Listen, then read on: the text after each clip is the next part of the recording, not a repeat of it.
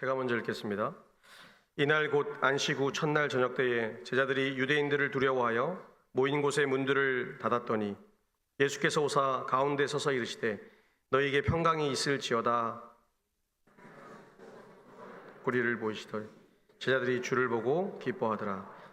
예수께서 또 이르시되 너희에게 평강이 있을지어다.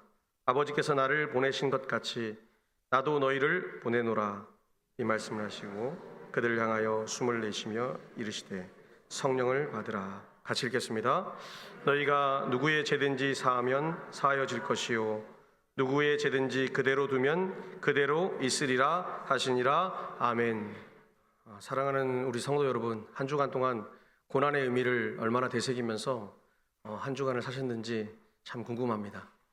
내 삶의 고통이 예수님의 고통인가, 아니면 예수님의 고통이 내 삶의 일부가 되어서 살고 있는가 한번 고민 안 하고 또 걱정하고 또 기도해보는 그런 귀한 고난주간 한 주간이었습니다. 우리 주님은 영원한 승리를 위해서 이 땅에 오셨습니다. 그 영원한 승리는 생명을 주시는 것이고 우리가 생각하는 이 땅의 축복이 아니라 하늘의 영원한 것을 생명으로 기록해서 살아가는 삶입니다. 우리는 지난 과거 동안에 계속해서 아픔 속에 살아갑니다. 정쟁의 분열, 극단적으로 치우친 행태 속에서 우리 한국교회가 땅으로 많이 추락하게 되었고 아픔을 많이 겪게 되었습니다. 우리의 삶은 어떻습니까? 비교적 부하게 되었음에도 불구하고 우리는 상대적으로 참 어렵게 살아간다고 생각합니다. 시대의 아픔을 잘 대변해주고 새로운 시대를 열어가라고 하는 것이 드라마이고 영화입니다. 그 시대를 가장 잘 조명해주는 것. 그래서 우리 시대에 오늘 2025년 이 시대를 살아가면서 화두가 되는 드라마가 폭삭소가수다입니다. 폭삭소가수다. 우리의 인생을 잘 보여줘요. 가난했을 때, 3,000불이실 때 1인당 소득이 3,000불에 불과한 가난한 나라 대한민국에서 끊임없이 변해서 지금은 소득 4만 불을 바라보고 있는 나라. 근데 여전히 배고프고 가난하고 저는 가난합니다 이렇게 외치는 나라. 어쩌면 당연히 인간의 욕심이 계속해서 굶주린 우리의 배를 채우는 것처럼 계속해서 그 욕망이 드러난 줄 모르겠습니다. 우리는 살아가면서 이 욕망 때문에 두려움에 처합니다. 갖지 못해서, 아니면 가지기 직전에서 두려움이 생깁니다. 빼앗겨서 두려움이 생깁니다. 아마도 우리는 수많은 두려움을 만나면서 살아갑니다. 건강은 어떻습니까? 내 건강이 조금만 나빠도 건강 염려증에 빠져서 살아가는 사람들이 있습니다. 병원에 가도 아무런 확진이 안 나는 겁니다. 그럼 어쩌죠? 더 염려가 되는 겁니다. 분명히 나는 아픈데 왜 의사는 대답해 주지 않는가? 그래서 상급병원에 대학병을 지나서 제일 좋은, 흔히 말하는 우리나라의 빅5가 있는 서울의 아산병원이나 세브란스 이런 데 가서 검사를 받았는데 결과가 안 나올 때가 있습니다. 더 두렵습니다. 답이 안 나오니까. 차라리 병이라면 그것을 처리할 텐데, 고치려고 노력할 텐데, 아니면 그 병에 대해서 직면할 텐데. 오늘 우리는 가정의 어려움도 당하고 있습니다. 가정이 얼마나 많이 깨어지고 있습니까? 그래서 이혼이 아주 쉽게 말할 수 있는 깨어짐 속에 살아가는 그런 삶이 되었습니다. 물론 이혼한다고 나쁜 게 아닙니다. 손가락질 당할 일이 아닙니다. 이혼하려면 할 수 있는 이유가 있다면 해야 하는 것이죠. 그러나 그 아픔 속에서 살아가는 우리의 모습을 잘 발견해야 됩니다. 여러분, 부부가 이혼하면 자녀들이 받는 고통은 엄청나다고 그럽니다. 여러분이 쉽게 생각하는 그런 상상할 정도의 고통이 아니래요. 출산하는 고통보다 훨씬 더 큰 고통을 아이는 짊어지고 살아가야 한답니다. 오늘 내일은 어떻습니까? 내일의 우리의 일상은 어떻습니까? 내일의 염려, 오늘 자고 일어나면 내일 직장을 가야 되고 누군가를 만나야 되고 그 두려움에 빠집니다. 그래서 우리는 매일매일 절망과 깊은 두려움 속에 살아갑니다. 그래서 대한민국은 차마 말로 입을 다물 수 없는 이렇게 잘 사는 나라이지만 동시에 가장 불행한 나라 중에 하나가 되었습니다. 왜냐하면 삶의 의미를 잃었기 때문입니다. 목적이 흐릿해졌기 때문입니다. 분명하지가 않죠. 분명히 예수를 믿는데, 예수 그리스도를 믿고 살아가는데 내게 주신 것이 가장 기쁜데 그게 사실 나를 기쁘게 하지 않는다는 겁니다. 오늘 부활의 아침입니다. 찬양을 부르면서 어떤 생각이 드셨어요? 진짜 이 부활의 아침에 예수가 생명을 주어서 내가 그 생명을 꽉 붙잡고 살아가는가 한번 고민해 볼 때입니다. 그런데 가장 무서운 것이 있습니다. 가장 두려운 것이 있습니다. 그게 뭐냐면 혼자 되었을 때입니다. 아무리 어렵고 힘든 순간이 있고 내가 도저히 감당할 수 없는 것 같지만 혼자가 아니면 그게 능히 이겨낼 수 있습니다. 시간이 약이 되는 거죠. 심리학자나 의학자들이 말합니다. 사람이 가장 외로울 때 가장 깊은 두려움을 느낀다라고 말합니다. 성경도 이 두려움의 깊이, 고독, 이것을 잘 말해주는 부분이 어디냐면 바로 창세기에서 우리가 죄를 저질렀을 때 말씀합니다. 너희가 하나님과 단절되었을 때 죄가 우리를 엄습하고 두려움이 찾아와서 살아가는 삶, 그것을 얘기합니다. 그래서 시편 기자도 계속해서 하나님께 이렇게 노래합니다. 주여 나를 버리지 마옵소서. 주여 나를 버리지 마옵소서. 그러니까 주님이 나를 안 버리시면 나는 이 험난한 세상길도 살아갈 수 있는 힘이 있다는 겁니다. 여러분은 어떻습니까? 우리의 모습을 히브리서 기자는 히브리서 2장 15절에서 이렇게 말씀합니다. 죽기를 무서워함으로 한평생 매여 종노릇하는 자들, 이게 인간의 본성이라는 거예요. 지금도 예배드리는 이 순간 속에서도 하나님이 아닌 내 걱정거리와 내 삶에 대한 이야기들로 나를 채우는 겁니다. 그래서 죽음, 그 앞에 직면한 삶의 가장 근원은 뭐냐면 두려움의 근간 속에서 살아가는 거예요. 죽음이 무서운 게 아니고요, 그 죽기 직전에 처하는 그 상황에 내가 있기 싫은 겁니다. 여러분 어떠세요? 우리는 어쩔 수 없이 죽음을 피할 수 없는 존재입니다. 오늘 본문에 등장하는 주님의 제자들도 두려움이 찾아왔습니다. 사랑하는 스승님이 죽었습니다. 그리고 삶의 방향, 그들은 제자 아닙니까? 고대 사회에서 스승을 따라서 스승의 철학과 삶을 닮아가려고 제자가 된 12명이 제자로서의 삶을 잃어버렸습니다. 흩어졌습니다. 그리고 유대인에게 잡혀서 죽을까 봐 고민해서 도망다니고 숨고 있습니다. 갈릴리 어부가 아니고 갈릴리 골짜기마다 숨어서 그들은 어떻게 살아야 되는지 두려워서 막막했습니다. 근데 오늘 본문 19절에서 이렇게 말씀합니다. 이날 곧 안식 후 첫날 저녁 때에 제자들이 유대인들을 두려워하여 모인 곳의 문들을 닫았더니라고 말씀합니다. 얼마나 두려웠으면 자신들이 3, 4모여 모여있는 곳에서 집 문을 닫고 그 굳게 닫힌 문 속에서도 두려워하고 있었습니다. 어쩌면 우리의 모습과 똑같습니다. 문을 닫고 닫힌 마음으로 내게 있는 고집과 내 생각으로 내 세상을 만들어가는 울타리 속에서 다른 누군가가 나를 침략하는 것처럼 말을 할 때 나는 반응합니다. 민감하게 반응합니다. 굉장히 민감하게 반응하는 것이죠. 우리 안에 닫힌 마음, 폐쇄된 마음이 있다는 겁니다. 예수님이 들어올 수 없는 마음, 내 고집으로 쌓는 마음. 그러다 보니 서로의 이야기를 듣지 않습니다. 내 얘기만 한쪽에서 하고 또 한쪽에 내 얘기만 합니다. 여러분은 어떻습니까? 오늘 우리의 모습이 그렇다는 거예요. 교회 안에서도 내 얘기만 하고 싶은 겁니다. 찬양들은 어떻습니까?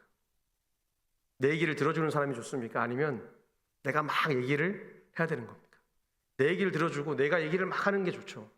그렇죠? 속이 시원하죠. 듣는 사람은 귀가 아픕니다. 여러분, 우리가 그렇게 살고 있다는 겁니다.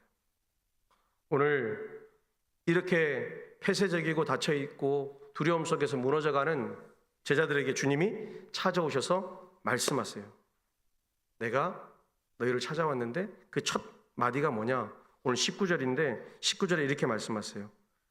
예수께서 오사 가운데 서서 이르시되 너희에게 평강이 있을지어다. 아멘.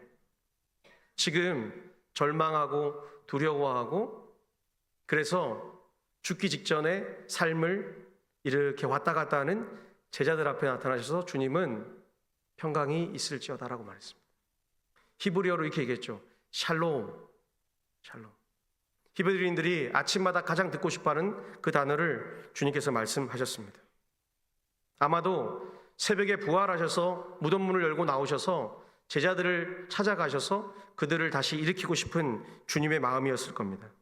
그런데 여전히 자기들의 존재가 무너진 것, 주님이 죽은 것, 이것이 감당 안 되는 그들의 삶이었습니다. 오늘 주님은 그냥 평안하다는 말을만 전한 것이 아닙니다.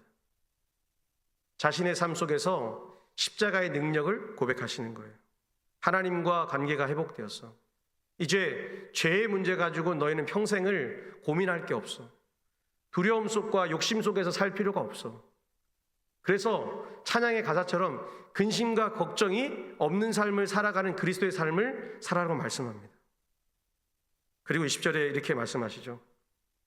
손과 옆구리를 보이시니 제자들이 주를 보고 기뻐하더라. 아멘. 이제 손과 옆구리를 보고 제자들이 그 구멍난 못자국과 창자국을 보고 나서 주님 알게 되었다는 거예요. 오늘 이 증거가 무엇입니까? 주님이 죽으셨다는 것, 세상 가운데 완전히 실패했다는 겁니다. 세상의 기준으로 완전히 실패한 그 삶을 보여주셨습니다. 그리고 동시에 주님은 당당하게 그 육체로 부활하셔서 내가 세상 가운데 온전히 승리하였던 것을 보여주십니다. 오늘 죽음을 통과해서 우리 주님이 나타나신 거죠.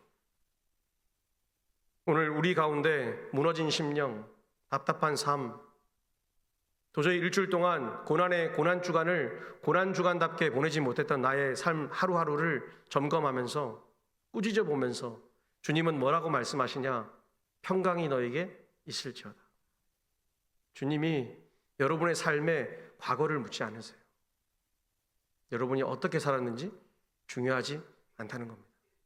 여러분 오늘 이 순간에 진실하신 주님을 만나서 그 주님이 바라시고 소망하시는 예수님의 참된 제자로 살아가시기를 축복합니다. 오늘 그 주님이 우리에게 또 무엇을 말씀하시냐? 내가 이 평강을 준다는 것은 너희의 상황이 변한 게 아니라고 얘기하는 겁니다. 상황이 완전히 변해서 아니요. 내 옆에 주님이 함께 계시기 때문에. 내가 어디를 가든 무엇을 하든 주님이 내 옆에 계시기 때문에 나의 삶이 평강하다는 겁니다. 우리는 상황이 변하길 원합니다. 결과가 바꿔지길 원합니다.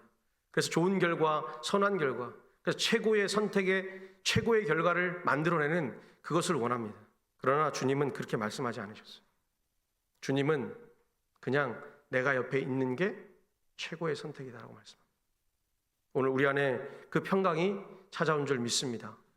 그러면 그 평강이 그냥 찾아왔을까요? 아니요. 오늘 본문 21절인데 우리 함께 같이 읽었으면 좋겠습니다. 21절 같이 읽겠습니다. 예수께서 또 이르시되 너희에게 평강이 있을지어다. 아버지께서 아멘. 나를 보내신 것 같이 나도 너희를 보내노라. 아멘. 오늘 주님은 우리를 통하여서 샬롬, 그냥 평강, 죄의 문제 해결 여기서 멈추지 말라고 말씀합니다. 우리가 한 걸음 나아가서 이제는 사명을 받으라고 그러는 거예요.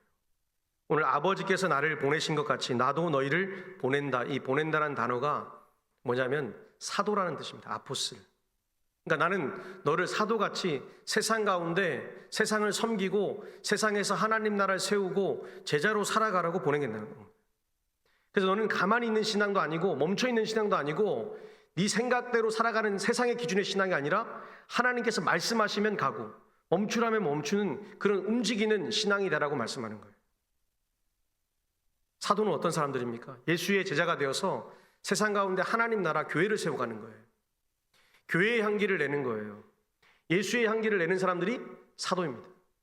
우리를 뭐라고 부르죠? 사도 같은 교회.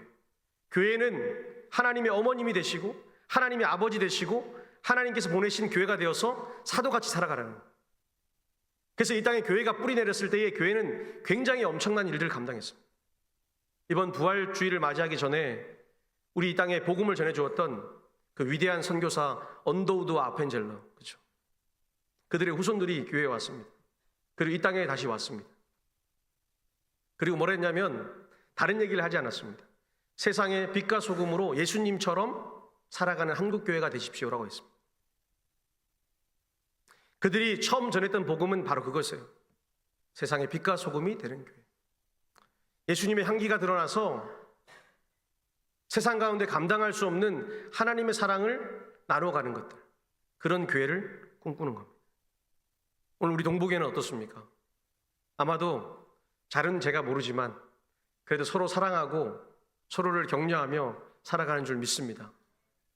오늘 옆 사람 얼굴 한번 봐주십시오. 그대로 봐주십시오. 갑자기 또 보라니까 또 웃습니다. 또 지금 약간 굳어있다가 그죠? 우리의 모습이 그런 거예요. 다른 누가 봐주면 웃고 싶은 거예요. 혼자 있으면 거울 보고 잘 웃지 않습니다. 다른 누가 봐주면 그 사람의 시선 때문이라도 내가 더 행복하다는 걸 보여주고 싶은 거예요. 친구들 만나서 어떨 때 제일 행복하십니까? 내 집에 자랑할 거리가 많고 내 남편이 잘 되고 이런 것들을 전하지 않습니까? 우리의 삶이 그렇습니다. 오늘 세상을 향해 보내는 그 움직이는 신앙을 가진 우리의 삶이 점점 더 한 걸음 한 걸음 넉넉하게 나가길 축복합니다. 근데 우리는 이 사명자의 삶 앞에서 중요한 것이 있어요. 중요한 것이 뭐냐? 삶의 방향을 잘 정해야 합니다. 예수 안에서 살아가는 것, 예수 안에서 우리가 방향을 정하는 것. 사도 베드로가 이제 부활의 사명을 받고 나서 그가 변화된 모습을 사도행전 2장에서 잘 설명하고 있는데, 특별히 사도행전 2장에서 그가 놀라운 설교를 하기 시작합니다.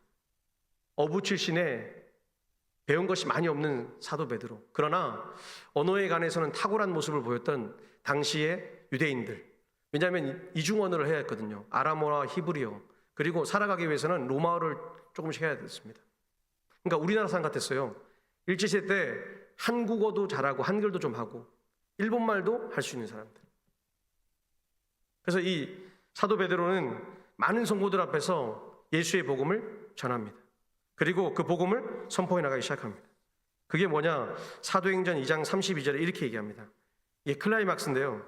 너희가 십자가에 못 박은 이 예수를 하나님이 다시 살리셨도다. 이게 클라이막스였습니다. 사람들이 막 구약 얘기, 자기들이 아는 얘기, 야, 뭐 다 알아. 홍해 가는 것도 알아. 출애굽한 것도 알아. 가나안 정복한 것도 알아. 그래 뭐 어쩌라고 할 때 마지막 32절에 이 말 한마디에 많은 사람들이 꼬꾸라졌습니다. 너희가 십자가에 못 박은 이 예수를 하나님이 다시 살리셨도다. 여러분, 이 말씀에 내 인생의 모든 것을 멈추고 살고 계십니까? 우리 때문에 십자가에 못 박히신 예수 그리스도를 바라보고 살고 계십니까? 아니면 내 인생이 한탄스러워서 가끔 몰래 술도 마시고 담배도 피고 세상의 것을 탐하고 세상의 것이 예배 안에 들어와서 살아가는 삶을 사십니까? 지금 이 예배 순간에도 세상의 것이 나를 지배하고 그것을 향해서 바라봅니까? 오늘 여러분께 묻겠습니다. 정말 내가 예수님께 받은 그 사랑으로 그 사명을 살고 있습니까? 그 사명으로 내가 하루를 살아가십니까? 오늘 베드로가 어떤 사람입니까? 바로 이 부활하기 3일 전, 그 전날 밤 뭐 했습니까? 나는 예수를 몰라. 그죠? 하찮은 여종에게 모른다 했습니다. 그 다음엔 유대인들에게, 그 다음엔 관리들에게 나는 저 예수 몰라. 그것도 철저하게 부인했습니다. 그리고 좌절해서 숨었습니다. 근데 다시 부활의 사명을 받고 일어섰습니다. 얼마나 부끄러웠을까요? 12명의 제자 중에 가장 부끄러운 사람이 바로 사도 베드로입니다. 그런데 그 부끄러운 사람이 사명을 받고 확신을 하자 가장 강력한 복음의 메신저가 됩니다. 그리고 가장 위대한 사도가 되었습니다. 그래서 기독교 교회의 첫 교회를 세울 때마다 가장 큰 교회, 중심되는 교회 이름을 뭐라 했냐면 베드로 교회, 그죠? 아울, 성 베드로 교회. 그래서 로마의 성 베드로 대성당이 있는 것은 중세 기독교를 얘기하는 거예요. 가장 아름답고 가장 큰 교회, 바로 베드로, 그 이름을 넣어준 겁니다. 오늘 우리도 그런 사람들입니다. 때로는 부끄럽고 연약하고 주님이 보시기에 아무짝에 쓸모없는 인생인지도 모르겠습니다. 오늘 새벽의 본문이 사사기 15장 14절부터 시작했습니다. 삼손이 힘이 셌지만 하나님의 능력이 없을 때는 밧줄에 꽁꽁 묶여서 두려움 속에 결박되었습니다. 근데 사사기 15장 14절에서 여호와의 영이 임하신 후에는 그가 힘을 얻기 시작합니다. 그리고 세상의 가장 연약한 턱뼈를 가지고 세상의 가장 강력한 군대, 블레셋 군대를 1000명을 쳐 죽입니다. 놀라운 기적이 일어나는 거죠. 오늘 우리도 그렇게 할 수 있습니다. 가장 연약한 사람들을 통해서 하나님 일하시기 때문입니다. 오늘 우리 동북의 모든 성도님들이 새로운 생명, 예수 부활의 생명으로 삶의 목적을 바르게 딱 정하시고 그 점을 향해서 평생 흔들릴 수밖에 없어요. 바르게 갈 수 없어요. 그러나 그 점을 향해서 끝까지 잘 달려가시길 축복합니다. 스카솔즈라는 목사님이 이 사명이라는 것을 향해서 이렇게 말합니다. 사람은 고난도 이겨낼 수 있고 죽음도 이겨낼 수 있습니다. 그러나 목적이 없는 삶, 사명이 없는 삶은 이겨낼 수가 없습니다. 우리 신앙이 그렇죠. 우리가 신앙생활 하다 보면 사명이 없으면 매일 흔들리고 넘어지고 예배를 드릴까 말까, 예배 드리러 와서도 내가 지금 예배를 드리는 걸까? 일주일간 내 세상의 기준에서 끌려다니다가 세상 마음대로 살아가다가 이 복음의 능력 앞에 꼬꾸러지기가 힘든 거예요. 그래서 제가 지난번에도 몇 번 얘기했지만 교회가 부흥하는 데는 몇 명이 필요한가? 많이 필요하지 않습니다. 죄송한데 많은 사람이 필요한 게 아니라 그 교회의 10% 내지 20%가 성령을 받아서 힘을 얻으면 그때부터 일이 시작되는 거예요.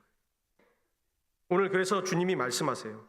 사명을 받은 너희들 무엇을 할 수 있는가가 아니라 성령을 받으라고 말씀합니다. 오늘 본문에 보면 22절인데 같이 한번 읽겠습니다. 22절, 이 말씀을 하시고 그들을 향하사 숨을 내쉬며 이르시되 성령을 받으라. 아멘. 여러분에게 묻겠습니다. 성령 받으셨습니까? 왜 대답을 안 하십니까? 갑자기. 성령 받으셨어요? 말하기 좀 두려우시죠? 성령을 받으면 예수 그리스도가 내 안에 오셔서 영을 채우실 것이고 그 영이 나에게 말씀하게 하실 것이고 내가 그렇게 살아갈 것이고 예수의 영과 아닌 것은 내가 철저하게 끊어내는 연습을 평생 동안 하게 되는 거예요. 그러니까 성령을 받는다는 그 자체가 너무 두려운 거예요. 왜냐하면 우리는 세상의 기준으로 살거든요. 세상이 주는 기준대로 살아가야지만이 우리는 좀 행복하거든요. 그렇잖아요. 성령의 기준대로 살기가 쉽지가 않다는 겁니다. 아니요. 정확히 말하면 너무너무 어렵다는 겁니다. 그래서 성령을 받은 교인의 10%, 그 10%의 몇 명 되지 않은 소수가 엄청난 일을 일으켜요. 그래서 그들을 뭐라 부르냐? 오늘 아까 우리가 서두에 잠깐 중간에 얘기했던 사도라고 부르는 겁니다.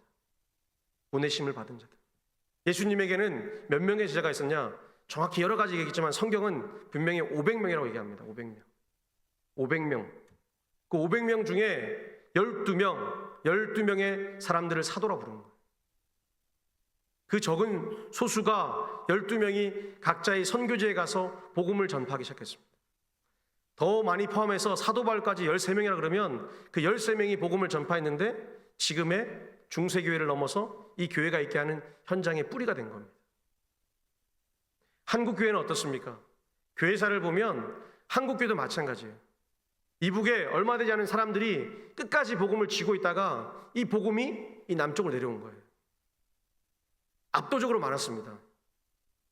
1950년 기준으로 우리 한국교회의 기준의 대부분은 북한에 있었어요.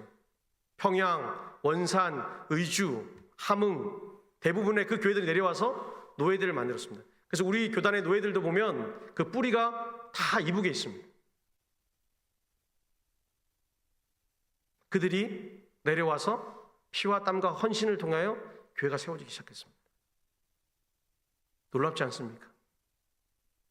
오늘 성령을 받은 삶, 부활의 생명으로 사는 사람들, 그래서 새롭게 창조되고 싶은 사람들, 창세기 2장 7절에 말씀하는 코에 생기를 불어넣으니 생명이 되었다라고 말씀하는 거예요. 거기서 말하는 생명, living creature, 그러니까 살아있는 삶의 창조물이 된 우리가 새 삶을 살아가야 된다는 거예요. 돈의 문제가 아니고요, 건강의 문제가 아니고요, 힘의 문제가 아니라는 거예요. 예수가 내 안에서 살아 숨쉬느냐의 문제인 거예요.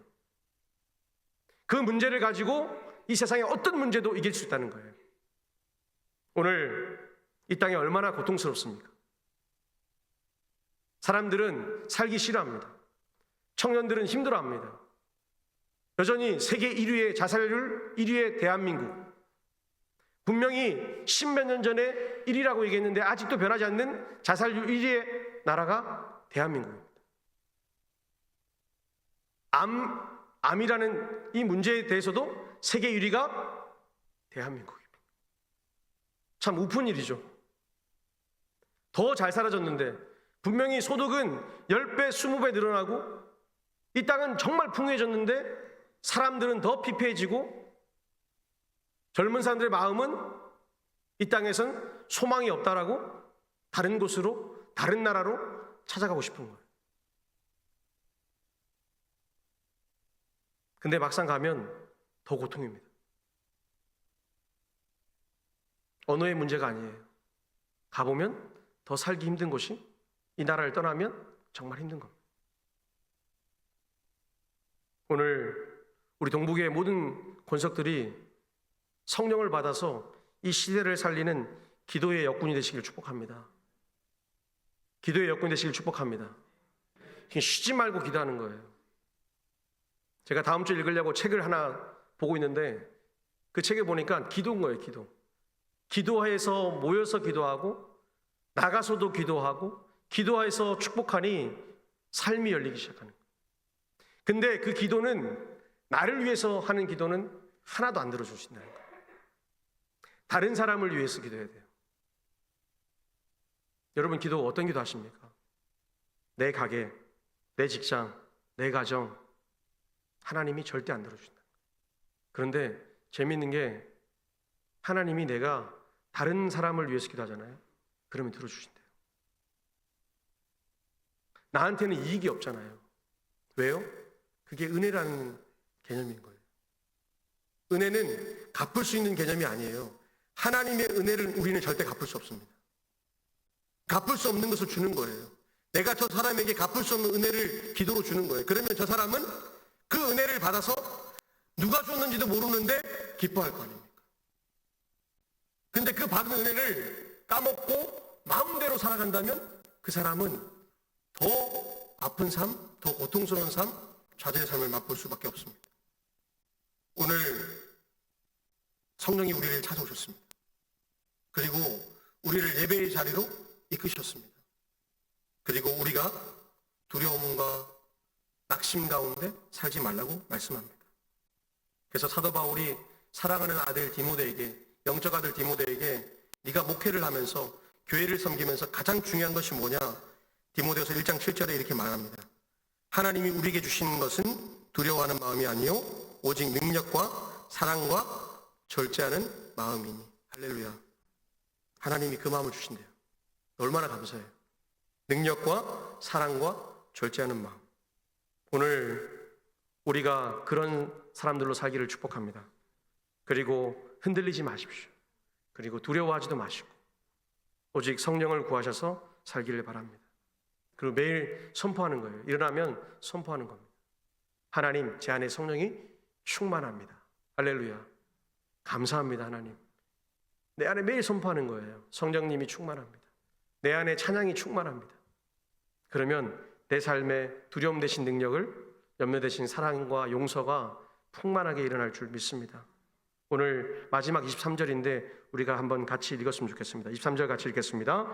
너희가 누구의 죄든지 사하면 사하여질 것이요 누구의 죄든지 그대로 두면 그대로 있으리라 하시니라. 아멘. 얼마나 좋습니까? 우리가 여기서 너희가라고 얘기한 건 공동체를 얘기합니다. 주 예수님께서 제자들에게 말합니다. 야, 너희가 함께 기도해서 누가 고통당하고 누가 아프고 누가 없어서 배고프면 그것을 위해서 뭐 하라고요? 함께 기도하라는 거예요. 그 고통 속에 사는 삶으로서 뭐 구해주라는 거예요. 구해주. 죄를 사한다는 것은 구원이라는 거예요. 구원은 우리 몸에 전적으로 일어나는 겁니다. 육체에서도 일어나고 우리 영혼 가운데 일어나고. 그런데 우리 모두가 모여서 함께 하라는 거예요. 그러면 하나님이 듣고 그대로 행해 주신다. 반면에 너희가 가만히 있으면 나도 가만히 있을게라고 하나님 말씀하십니다. 오늘 한국교회가 얼마나 절벽에 있습니까? 이제는 바닥을 쳐가지고 바닥을 친 지 25년이 지났습니다. 교회가 힘들고 어려운 순간이 반드시 올 거라고 얘기를 했는데 25년이 지났는데 잠잠했습니다. 주일학교에 관심 가지지 않았습니다. 청년들을 외면했습니다. 그랬더니 절벽이 딱 찾아왔어요. 여러분, 25년이면 한 세대가 조금 넘게 생각을 바꾼 겁니다. 얼마나 그 순간이 참혹합니까? 그런데 두려워할 이유가 없습니다. 두려워하실 이유가 없어요. 오늘부터 기도하면 됩니다. 오늘부터 공동체를 위해서 기도하는 겁니다. 그동안에 누굴 위해서 기도하셨습니까? 그동안에 이 부활의 능력을 가지고, 이 생명의 능력을 가지고 내 공동체, 나의 동부교회, 주님이 주신 핏값 사신 이 교회를 위해서 기도해야 될 줄 믿습니다. 그리고 한국교회를 위해서 기도하셔야 될 줄 믿습니다. 그리고 북한교회를 위해서 기도해야 될 줄 믿습니다. 우린 그 사명을 갖고 계신 거예요. 그렇게 기도할 때 오늘 주님께서 반드시 역사해 주신다고 말씀합니다. 제가 앞서 말한 스캇 솔저 목사님이 그 책에서 이렇게 얘기해요. 교회는 부활의 공동체입니다. 부활의 공동체는 이 세상의 모든 공포와 절망과 좌절을 녹여내는 치유의 집입니다. 할렐루야. 영어로 홈이라고 생각하더라고요. 홈. 치유의 가정인 거예요. 그러니까 녹여내려면 어떻게 되죠? 녹여내는 거예요. 제거해서 없애는 게 아닌 거예요. 죄를 잘라서 버리는 게 아니에요. 녹여내는 거예요. 품어서 녹여내는 거예요. 우리 교회 가운데 아픔이 있잖아요. 그러면 그것을 다 끌어안는 거예요. 지나간 과거를 이제는 예수께서 끌어안아 달라고 기도하고, 그 끌어안은 마음을 가지고 새 발걸음으로 한 걸음 한 걸음 전진하는 거예요. 할렐루야. 멈추는 게 아니에요. 좌절하는 게 아니에요. 잘라내는 게 아니에요. 그런 사람은 성장이 없습니다. 품어서 딛고 일어서는 거예요. 지나간 과거조차도 끌어안고 일어나는 거예요. 왜 우리나라가 이렇게 335 분열됩니까? 왜 극단적인 모습이 됩니까? 과거에 잘했던 것, 잘못했던 것을 가지고 맞니 안 맞니 싸우기 때문에 그렇습니다. 끌어안아야 돼요. 지나간 과거잖아요. 잘한 것은 박수치고 못한 것은 다시는 그렇게 하지 않도록 하는 거예요. 그러면 하나가 되는 거예요. 그런데 이놈의 팬덤 형상, 인기에 목말라서 45%만 맞으면 이긴다라는 이 잘못된 생각 때문에 싸우는 거예요. 여러분, 교회는 그런 데가 아닙니다. 교회는 하나님의 말씀이 선포되고 다 끌어안는 거예요. 예수님 제자가 12명이잖아요. 나쁜 놈도 있었고, 그죠? 세리도 있었고요. 매국노 아닙니까? 열심당원 무정부주의자도 있었습니다. 그리고 정통 유대인이라고 외치는 마태도 있습니다. 다양한 사람들이 많이 모여서 예수님의 제자를 이루었어요. 근데 예수님은 한 사람도 뭐예요? 발로 차지 않았습니다. 다 내 제자라고 사랑해 주셨습니다. 오늘 우리 동부교회가 그런 교회 되길 축복합니다. 다 오라고 하십시오. 다. 누구나 오라 하십시오. 이단도 오라 하십시오. 아멘. 이단도 와서 예배드리고 바른 복음 듣고 변화되기를 축복합니다. 왔으면 좋겠어요. 신천지고 어디고. 오늘 우리는 그렇게 마음을 활짝 내셔야 돼요. 그리고 우리가 얼마나 정통이고 바르고 힘있고 강력한지를 믿음으로, 기도로, 인내로, 용서로 보여드릴 줄 믿습니다. 오늘 주님이 말씀하세요. 성령을 받아라. 하나 되라. 그리고 너희는 혼자가 아니라 함께 가는 거다. 오늘 이 부활의 능력으로 행복하게 사시고 날마다 기쁨으로 누군가를 향해 작은 것을 섬겨주는 귀한 삶을 사시길 축복합니다. 우리 이 시간 같이 기도했으면 좋겠습니다. 하나님, 하나님의 영광을 사모하는 우리 귀한 성도들 기쁨 있게 해주시고 쉬지 않고 서로를 사랑하게 하시고 도와주는 용서의 울타리를 크게 쳐서 축복된 삶을 살게 하시고 우리 동북교회 한 사람도 외롭지 않게 해달라고 우리 이 시간 감사하는 마음으로 우리 통성으로 한번 같이 입술을 모아 기도하겠습니다. 하나님 감사합니다. 은혜 가운데 살게 하여 주시옵소서. 어떤 두려움도 우리를 넘어뜨릴 수 없습니다.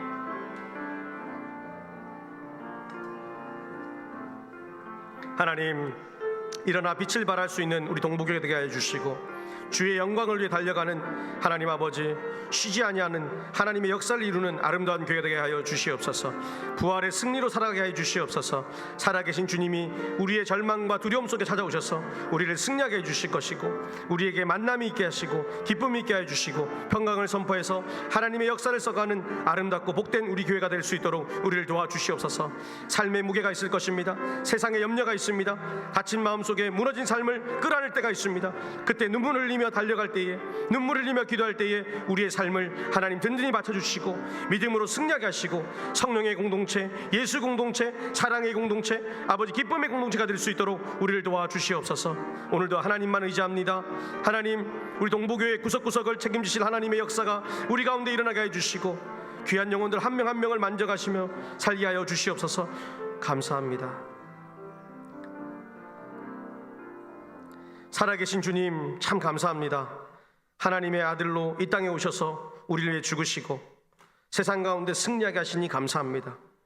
우리는 결단코 좌절하지도 않고 낙심하지도 않고 기쁨으로 승리를 향해 하나님의 영광된 역사를 위해 이 하나님 나라의 아름다운 동부교회를 위해 함께 나가게 될 줄 믿습니다. 하나님, 우리가 연약하지만 서로 사랑합니다. 기도하여 응원하고 우리의 삶 가운데 내가 줄 것이 있다면 작은 것도 나눌 수 있는 큰 힘을 허락하여 주시옵소서.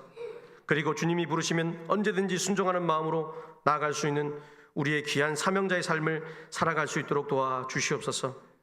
그럼에도 불구하고 좌절과 낙심과 염려가 찾아올 때가 있습니다. 그때마다 다시 주님의 향기, 주님의 말씀 앞에 나를 던지는 삶을 살게 하여 주시옵소서. 다시 결단합니다. 주님만 사랑합니다.